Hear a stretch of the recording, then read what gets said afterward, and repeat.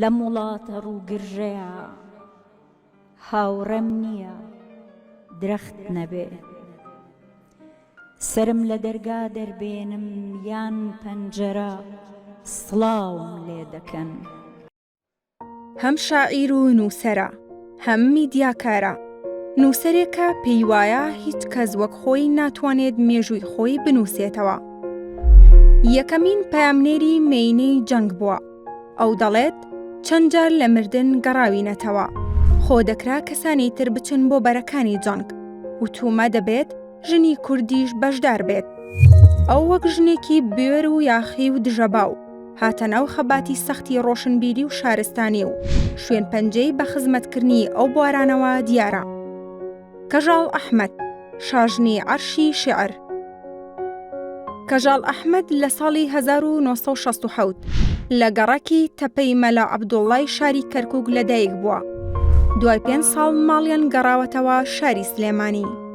لە سەرەتای هەشتاکاندا چووەتە ڕیزی شانە نهێنیەکانی کۆمەڵەی ڕەنجدەرانی کوردستان. لە ساڵی 1986ەوە تێکەڵ بە دنیای نووسین بووە.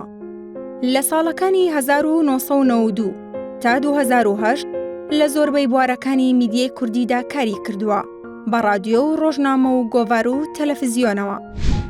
لە سەرەتای ڕاپەڕیندا بەرنامەی شەهیدانی لە ڕادیۆی سلێمانی پێشکەش کردووە و لە 1992 تا 1994 لە ڕۆژنامەی ئاڵای ئازادی نووسەر و پەیامنێر بووە. ساڵی 1995 بووە بە ئەندامی دەستەی نووسەرانی ڕۆژنامەی کوردستانی نوێ.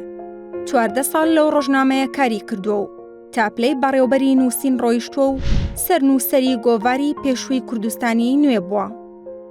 کەژاڵ ئەحمەد یەکەم کچە پەیامنێری جەنگ بووە لە کوردستان. بابەتەکانی لە ئەرشیفی ڕۆژنامە و تەلەڤیزیۆنەکان بەڵگەن. لە کەناڵی کورتسات بەرنامەکانی هەرژنێک و لە هەر باخێژنێک و دژەباو لە 2001 تا 2008 بەردەوام بوون. خانمە شاعیر و نووسەر کەژاڵ ئەحمەد لە پارێزگای هەڵەبجە نازناوی شاژنی عەرشی شێعری پێبەخشرا.